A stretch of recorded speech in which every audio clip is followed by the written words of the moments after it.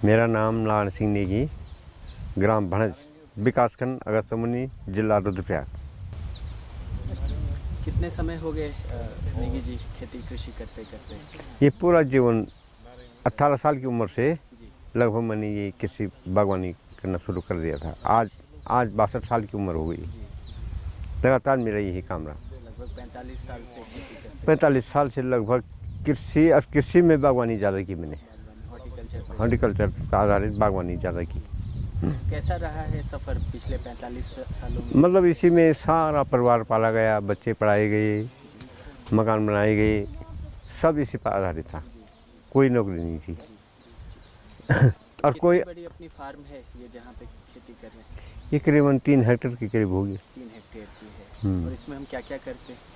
इसमें सारी बागवानी है और सब्जी के बागवानी, फलों का काम, सब्जियों का काम, फूलों का काम, फूलों की खेती भी करते हैं और उन फूलों का विपणन करते हैं। जैसे समारोह शादियाँ होती हैं, कोई धार्मिक कार्य होते हैं या मंदिरों में कहीं पूजा पाठ होता है, वहाँ सारे हमारे फूल जाते हैं। और बाहर कहाँ कहाँ गए, किस किस जगह पे ट्रेनिंग की गई या कहाँ कहाँ बुलाया गया आपको? बाहर मैं हॉर्टिकल्चर की तरफ से हिमाचल गया, सोलन में गया, सोलन विश्वविद्यालय, परमार विश्वविद्यालय, यशवंत परमार का विश्वविद्यालय, उसमें गया। वहाँ पर मैंने काफ़ी फूलों की खेती का काम भी सीखा। और ये स्क्वैश होता है जूस, जैसे जड़ी बूटियों द्वारा बनाया जाता है, जैसे बर्मी का जूस, उसकी एक ही फैक्ट्री है हिमाचल में। वहाँ पर उसकी प्रशिक्षण मिला था मुझे। उसके बाद कुफरी में गया, वहाँ आलू का प्रशिक्षण केंद्र में गया। केंद्रीय सरकार का आलू का प्रशिक्षण केंद्र है वहाँ, उसमें आलू की खेती की जानकारी ली। उसके बाद कुल्लू में गया, वहाँ मधुमक्खी पालन फार्म है, उसका परीक्षण लिया। उसके बाद सहारनपुर गया, कंपनी बाग में ये ग्राफ्टिंग का काम सीखा। फलों का वहाँ पौधे बनते हैं और ग्राफ्टिंग के काम होता है, वो सीखा। उसके बाद पंतनगर विश्वविद्यालय में गया, वहाँ पर ये बागवानी का काम जो था सेम ही है, यही सीखा है। जैसे ये सब्जियों का काम, जड़ी बूटी उगाने का काम। और आपको कहाँ कहाँ बुलाया गया है या किस किस जगह पे, जैसे गुजरात या और कहीं? जैसे गुजरात, तो अब गुजरात में मोदी जी ने मंगाया था वहाँ शिखर सम्मेलन के लिए। वहाँ तो सम्मेलन था किसानों का, वहाँ कोई प्रशिक्षण नहीं था, कुछ नहीं था, खाली सम्मेलन था किसानों के लिए, किसानों के हित के लिए। उसके बाद मैं महाराष्ट्र में गया था। महाराष्ट्र में शिखर सम्मेलन था, वहाँ भी सम्मेलन था, वहाँ कोई प्रशिक्षण नहीं था, वहाँ मीटिंग टाइप की थी और खाली शिविर लगा हुआ था। तो विगत 45 वर्षों में जब से आप कृषि करते आ रहे हैं, तो क्या क्या बदलाव हुआ है? क्या लगता है उस समय की खेती कैसी थी, लोगों का खेती को लेकर रुझान कैसा था, अभी चीज़ें क्या बदली हैं, इस जनरेशन में युवाओं का कैसा है कृषि के प्रति रुझान, क्या लगता है आपको? मैं तो उस समय से खेती कर रहा हूँ जब यहाँ पेड़ पौधे सरकारी कोई व्यवस्था नहीं थी, तब मैं यहाँ पौधे उगाता था। और जब मैं पौधे उगाता था तो लोगों को उन पौधों को बेचता था। एक पौधे की कीमत तब 5 रुपये थी और लोगों ने मतलब बड़े प्रोत्साहन होकर के यहाँ से पौधे पूरे लोग यहाँ तक कि देहरादून तक यहाँ के पौधे जाते थे। उसके बाद जब सरकारी पौधे आने लगे तब हमने ये काम बंद कर दिया। तो लगभग यहाँ फिर हम प्याज का बीज तैयार करते हैं, ये बीज सारा तैयार करते हैं, पर ये बीज बाजार से बजाय यहाँ से लोग ज़्यादा बीज यहाँ से ले जाते हैं।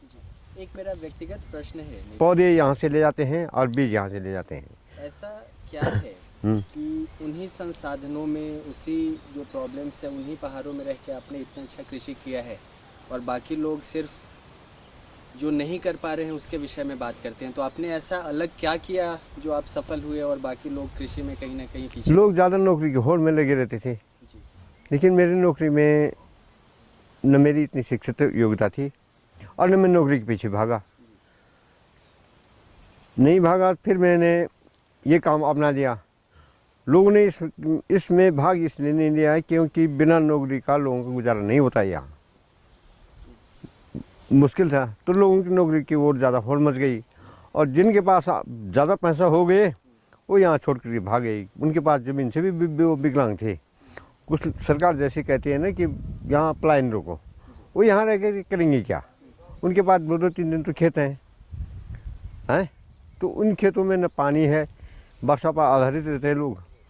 हमारे पास पानी है तो इसलिए हमने वो कर दिया, सुविधा ये थी। अगर हमारे पास भी सुविधा नहीं होती तो हम भी भटकते, पर हमारी सुविधाओं के आधार पर हमने इस काम को किया। वैसे सुविधाएं यहाँ पर 20 कई परिवार हैं, लेकिन लोग इस ओर मुँह मोड़ते हैं, क्योंकि नौकरी को और रोजगार की ओर लोगों का ज़्यादा ध्यान आकर्षित है। बीतते समय के साथ कृषि में बहुत सारी तकनीक, बहुत सारे ऐसे नए मशीन्स आ रहे हैं। खुद को आप अपडेट कैसे रखते हैं? मतलब उसके साथ बदलते आधुनिक कृषि में आप कैसे अपने आप को उसके साथ साथ चलते हैं? नहीं, आधुनिक कृषि कभी वो चलते हैं, ज़्यादा हम परंपरा ही से चलते हैं। वो आधुनिक कृषि में क्षणिक होती हैं, जैसे ट्रैक्टर हैं, छोटे वो हैं, मशीनें हैं हल लगाने के लिए, तो उन पर हम अविश्वास जैसे करते हैं। फिर हम हली के द्वारा किसी से लगवाएं या आप लगाएं, हली के द्वारा खेती करते हैं और कुदालों से खेती करते हैं। इससे खेती अच्छी रहती है, उपजाऊ भी उसकी अच्छी मिलती है और उससे उतना वो नहीं होता है। तो जैसे आधुनिक विश्वास करते हैं। हाँ, जैसे आधुनिक हम दवाई डालेंगे या आधुनिक खाद डालेंगे तो कई प्रकार की ऊर्जाएँ नष्ट कर देगा। अब जैसे ये पुराना है, इस गोबर को डालो और इस प्याज को देखिए आप, ये लहसुन को देखिए आप, ये सारा गोबर का कमाल ऐसा होता है। और अगर हम यूरिया डालते तो ये इससे भी अच्छा होता, देखने में तो पौधे अच्छे होते पर नीचे फल नहीं होता अच्छा। 3 हेक्टेरों में आपने क्या क्या डाला हुआ है और इसके क्या क्या कितने साल भर में क्या क्या फसल निकलते हैं यहाँ, इसके बारे में कुछ बता सकते हैं? साल भर में ऐसा है ना, साल भर में यहाँ जो सबसे ज़्यादा तो मल्टी निकलते हैं। ये 1000 पेड़ है और एक पेड़ में करीबन 1 कुंटल आता है, तो 1000 कुंटलों की कीमत क्या होती है आंकिए ज़रा। और 1000 में 1 कुंटल की बिक्री होगी तो हमारा तो साल भर का खर्च वैसे भी निकल जाएगा। बाकी रहता है उसमें, जैसे खाद का मामला है तो ज़्यादा अधिकांश इसमें गोबर ही डाली जाती है, गोबर डाल करके इसमें जून में डाली जाती है खाद। अपनी पैदावार में जैसे लहसुन है या प्याज है, ये लहसुन, उसके बाद उसकी क्यारियाँ पड़ती हैं, जैसे गोभी की क्यारियाँ, प्याज की, लहसुन की, तो इसकी यहाँ क्यारियों में से पौधों की बिक्री होती है। तो पूरे पोखरी से इधर और चंद्रपुरी से ऊपर, क्यों से ऊपर लोग यहीं से प्याज की पौधे ले जाते हैं। क्या पैदा करते हैं यहाँ, उसकी अगर सूचीबद्ध 10-15 चीज़ों का नाम आप बता सकें कि हम यहाँ क्या क्या करते हैं? जैसे गोभी हो गई, प्याज हो गई, लहसुन हो गई, और ये है जैसे ये हैं, ये बांकला बोलते हैं इनको, ये सारे बीज तैयार करते हैं। धनिया देख रहा हूँ, ये धनिया है और हाँ मटर हैं, हाँ ये बीज, और बड़ी इलायची हैं, मसालों की इलायची हैं, इनके पौधे भी तैयार करते हैं और इनको बेचते भी हैं।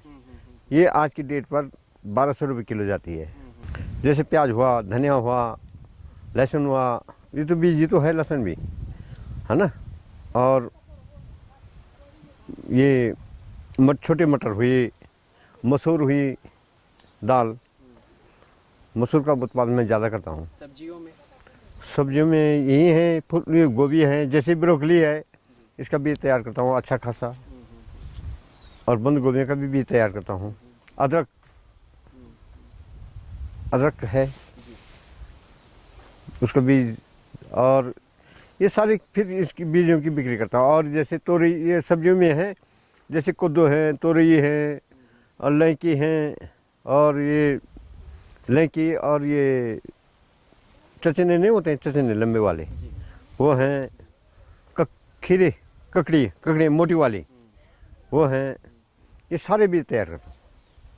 आपके यहाँ गराट भी है, आपने पिछली बार दिखाया था, बिजली भी वहाँ पैदा करते हैं। पानी की चक्की, पानी की चक्की ऐसा हुआ, पानी की चक्की हमारी परंपरा है, बहुत पुरानी थी, पहले पत्थरों की होती थी, वो हमारे दादा ने लगाई थी।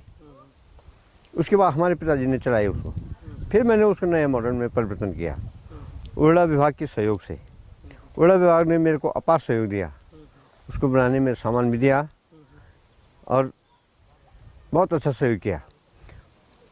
उन्होंने बाहर से पत्थर मंगवाए, यानी राजस्थान से, और रुड़की से टरबाइन मंगवाई, वो लगा, उसने बहुत अच्छा काम शुरू करने किया और मैंने उसकी विशेष देख रेख की, मेरे को अच्छा फायदा हुआ उसका। उसके बाद ये बार बाढ़ आई और वो सारा ताम झाम बह गया। जब बाढ़ आई थी ना तो यहाँ पर इतनी बाढ़ आई, सारा ताम झाम बह गया। फिर उसका निरीक्षण हुआ, सब निरीक्षण होने पर विधायक जी भी आया फना आया, क्यों सरकारी संपत्ति थी वो।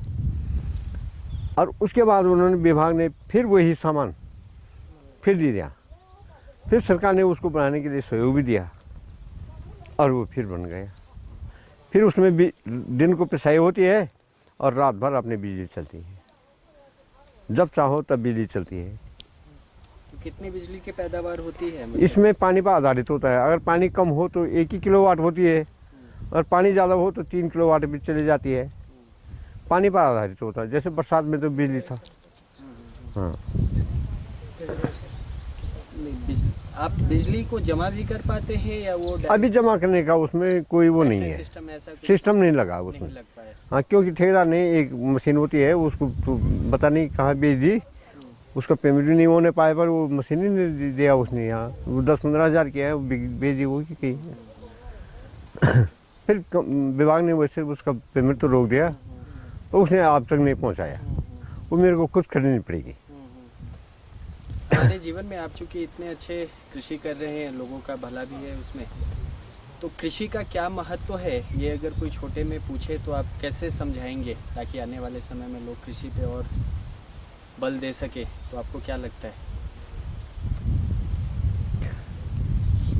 सुनना, अगर कोई करना चाहे, कोई युवक करना चाहे तो उसके लिए तो जैसे इन गाँव में कहीं कहीं तो बहुत टफ विषय है, कहीं कहीं में कर सकता है वो, पर लगता है मेरे को बहुत कम आदमी अपना, काफ़ी आदमी तो हैं इसमें, बहुत आदमी तो हैं, तो उनको इतनी सारी फायदा वाली बात के लिए तो यहाँ पर आते रहते हैं, वो जमा होते रहते हैं। गांव के लोगों का तो धंधा ही यहीं पर आने का है। उनको सिखाया भी कि जैसे फल लगाते हैं और इनकी बिक्री नहीं होती है, इनका जूस बनाते हैं और ओरिजिनल जूस बनाओ और बाज़ार में बेच दो। अगर बाज़ार में आम आदमी नहीं खरीदता है तो जान पहचान के आदमी तो खरीद ही देंगे। तो इस तरीके से करो। वैसे भी फल अब अच्छे रेट पर जा रहे हैं, फिर करते हैं लोग, कुछ लोग तो अनुसरण करते हैं।